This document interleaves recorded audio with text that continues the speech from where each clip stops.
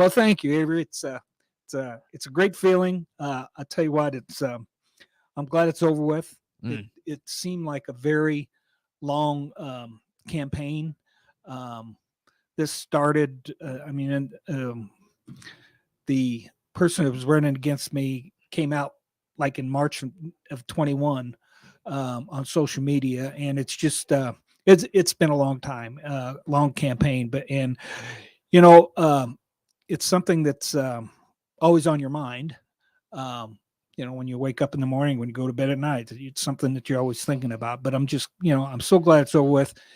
And I'm so appreciative to everybody that has the confidence in me as their sheriff. And I want to thank everybody, all the listeners out there who who voted for me. I feel very humbled that I got that many votes, and but I think it's a testimony about the sheriff's office. I think it talks about it. It says what the public, and I know the public, they support all law enforcement, but I think it's the interactions that they've had with the sheriff's office. If it might be one of the deputy. There's some people that's never had any contact with sheriff's office, but the people that do have contact, it might be a contact with the deputy and some kind of problem that they've had, or it could be with the court security up at the courthouse, or it could be with the dispatchers when they call in with the dispatchers, or our correctional officers.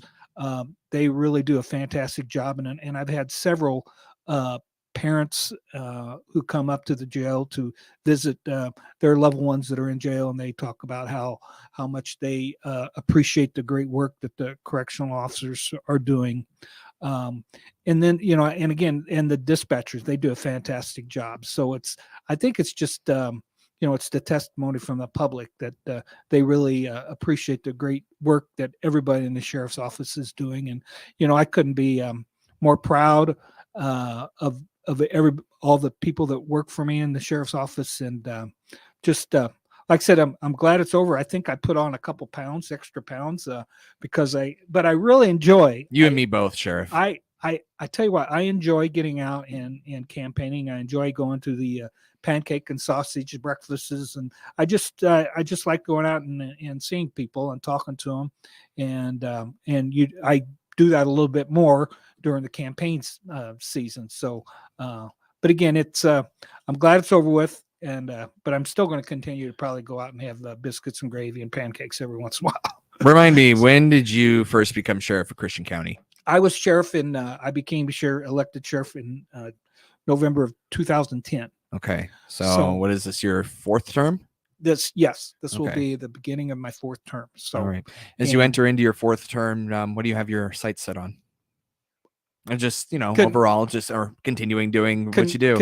Continuing to do what we're doing, and to, I've got some really great supervisors. This will be my last term. I'm not going to run it again. Okay. And I've got some great supervisors there at the sheriff's office, and they're doing a fantastic job. And I'd just like to teach them and fill them in on taking some of the responsibilities. I do that already. I give them a lot of assignments to do, and I think it gives them the ownership in the department and the office, and they enjoy doing supervisor positions, but just grooming them for the next person to step up to be sheriff. And I think it would be good to come out of the sheriff's department, because even though I was an outsider coming from the state police, but I think somebody in the sheriff's department, and I think there is somebody that wants to run, and they have a lot of knowledge and knows what's going on. But yeah, like I said, I'm really glad it's over with. But I'm looking forward to the next 4 years, and to continue to do what we're doing, and really reach out and do community policing, work hard on the drug problem. I would like to, continue to educate the people to make sure, it's common sense, to make sure to lock their vehicles, to lock their house, to leave lights on. There's so many things that you can do to prevent crime.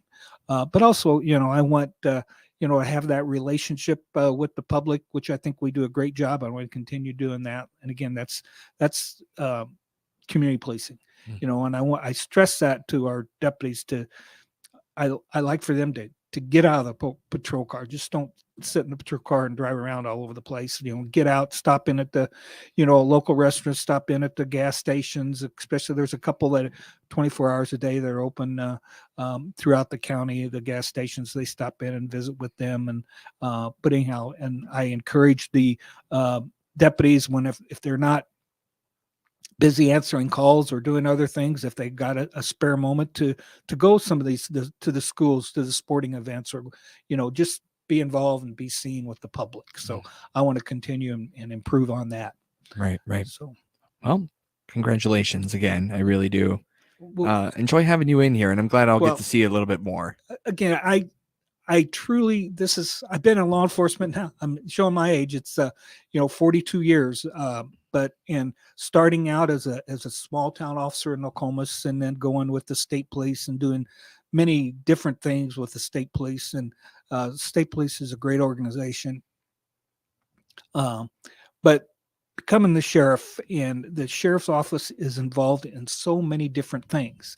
Like I said, it's from, the court, everything in the court system, delivering papers, summons, and being up there to make sure that the security is good at the courthouse, to the challenge with the jail, and just going out and talking to people. And another big part of my job, what I do is I'm very active with the Illinois Sheriff's Association, and I'm on that legislative committee, and we work really hard to fight some of these crazy bills that the legislators pass at 3:00 in the morning. And I'd like to talk about that maybe a little bit later too. But anyhow, I'm glad everybody, I'm sure everybody had a great Thanksgiving, and now we move on to Christmas. Yeah. And that's one thing I'd like to. Real quick before we get into that, yeah. I must admit I'm getting ahead of myself. So forgive me if this is if you don't have an answer for it, that's fine. So this is your last term. Do you foresee yourself in law enforcement beyond the sheriff's office, or are you going to kind of step back from law enforcement after this term? Or have you not figured it out yet, which is totally understandable. It's 4 years away. No, I think after this term, I'm going to retire for good.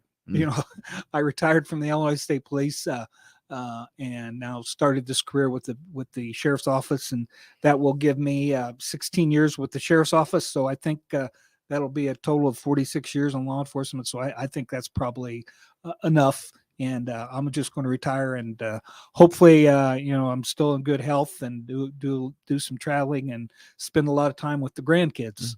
Yeah. That's what I kind of anticipated for you. That's what it looks. Retirement, well, it's not here yet. Right. Look pretty good on you, I must say, Sheriff. Yes, and like I said, I'm very, very lucky. I've got 6 grandkids now. Ages, the oldest is 6, and the youngest is 2 months. So in 4 years, they're going to be active in sporting events, and I love going to sporting events. So it's going to be time to spend time with those grandkids. Well, you still got 4 years to be the sheriff of Christian County, and I'm looking forward to see what you do. And we're going to talk a little bit more about the holidays and holiday safety and more with Christian County Sheriff Bruce Kettlecamp after this short time out here on WTIM, your information station.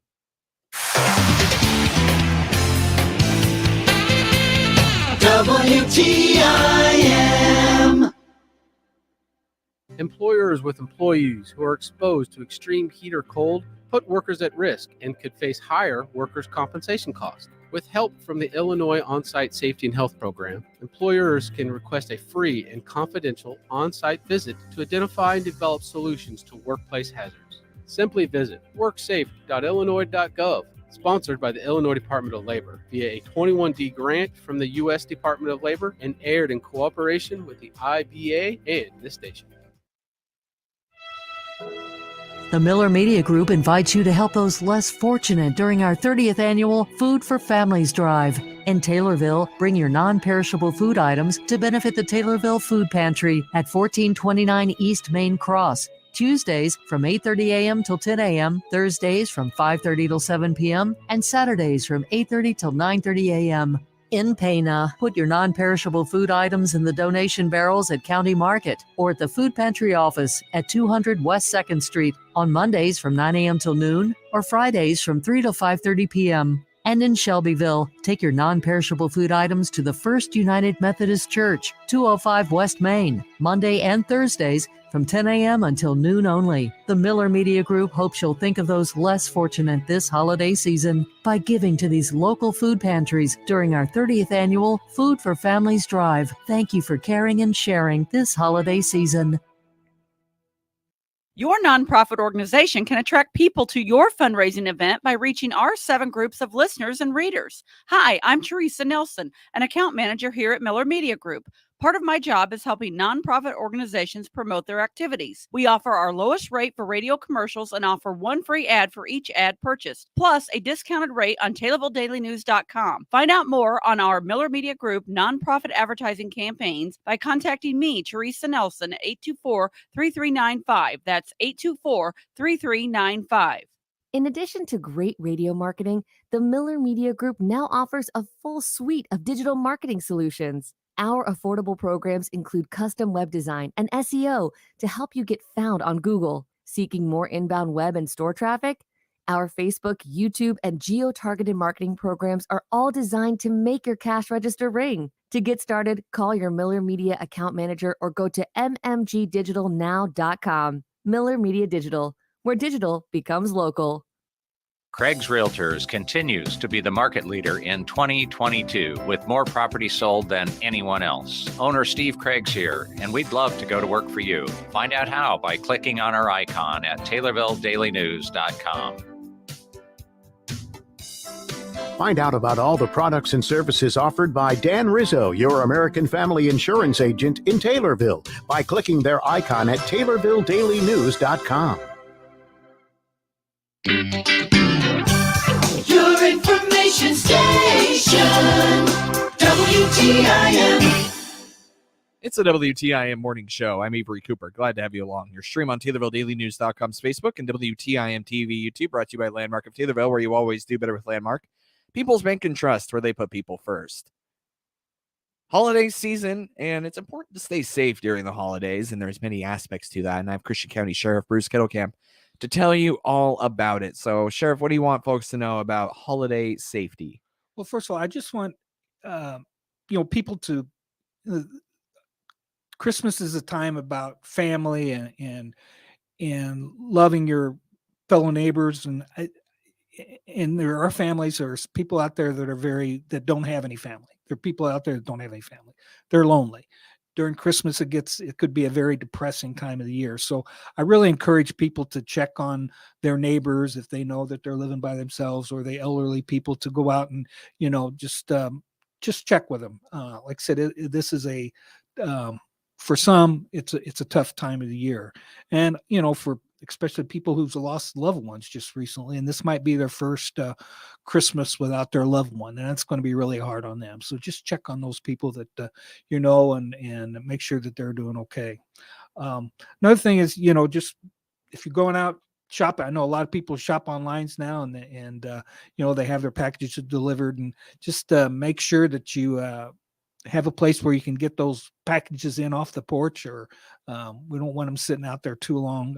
Unfortunately, there's a lot of porch grabbers, so just keep that in mind. And then if you do go to the mall, and anytime you're out shopping, and you have any valuables or anything like that in your car, make sure that the car's locked, and then if there's any possible way is to hide those valuable things that you got, if you can put them in the trunk, or if you can put them in the back seat and put a coat over them, or something out of view.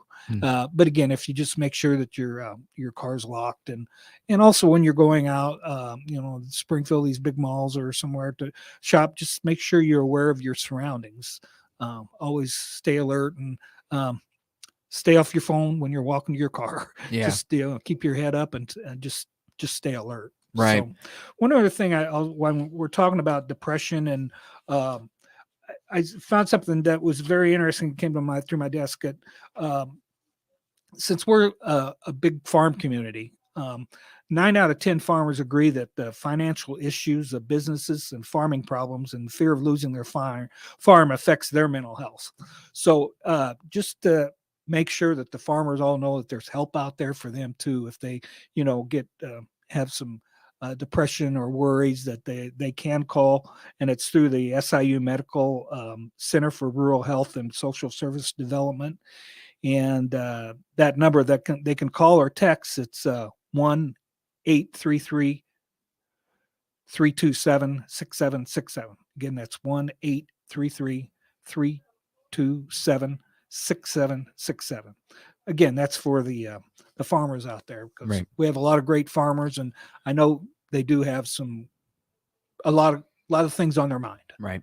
So- And just to kind of add on and piggyback on that point a little bit, Sheriff, for a general mental health line, that's 988 now. They've shortened the national hotline, and it's now 988.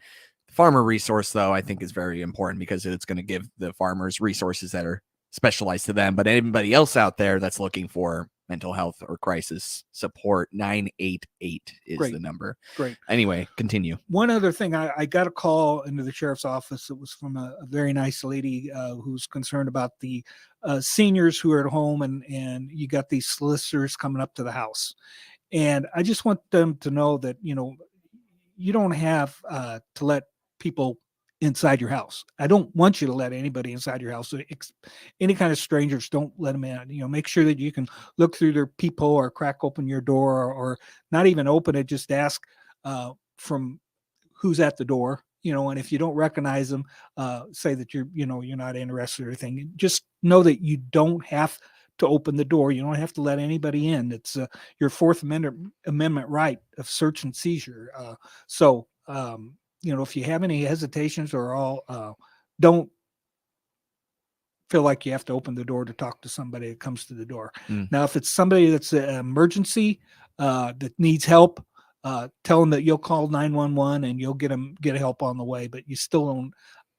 There's a lot of scammer people that will say that, and once they get in the door, they'll commit a robbery or something like that. So I know, and I haven't actually heard of anything locally about this, so I don't want to alarm anyone, but I've heard people posing as officials, right? Even like law enforcement or medics or whatever. Right. And I suppose if something like that happens, what I've heard you can do, and you can tell me if I'm wrong, Sheriff, is you can say, all right, just a moment, I'm going to call the department and verify. Right. Exactly. Yep. Especially if it's unsolicited Right. and they're stopping by your door. Right. And even law enforcement, you don't have to let them in unless a law enforcement officer knows that there is an active crime going on, an emergency where they have to get into that house. You don't have to let a law enforcement officer in unless they have a search warrant. Going back to Fourth Amendment rights. Correct. Yeah. Correct. Right. So okay. So and then if you do go out and about around Christmas time, sometimes that's a choice for some adults. I'd imagine you have some safety tips there as well. But to wrap up our segment here. One other thing before I got one of my go ahead. One of my deputies was noticed a disgruntled driver was upset with student driving. There's a lot of kids taking driver's ed. Just be patient with them. Give them patience. Okay. And one other thing I wanted to make sure that the deputies wanted me to get it at your house out in the country or even in town, make sure that you have your address or your number on your house. So if we get a call to that house and we got the address, we know exactly which house to go to. So if you can, make sure that you have your house number visible for emergency services or police to get to that house. Clearly marked. Yes. And the same way for people out in the country, if you could put your number, something on your mailbox or something, so we know exactly where to go. Okay. And Sheriff, we have about 30 seconds before you go. So if there's anything else you wanted to touch on, or I really want to wish everybody a very Merry Christmas and a Happy New Year, and just have a safe holiday season. If you do go out and celebrate, drink responsibly. Make sure that you have a designated driver if you go out. And a lot of family and friends come in, and a lot of college students, they want to go out and party and see their friends, but just make sure you have a DD. Christian County Sheriff Bruce Kettlecamp, Thank you so much, Sheriff. Thank you. Merry Christmas. Merry Christmas. Your stream brought to you by Landmark of Taylorville, where you always do better with Landmark and People's Bank and Trust, where they put people first. You can find those streams online on the TaylorvilleDailyNews.com Facebook or on YouTube at WTIM TV. And of course, you can listen to the WTIM Morning Show anytime at TaylorvilleDailyNews.com.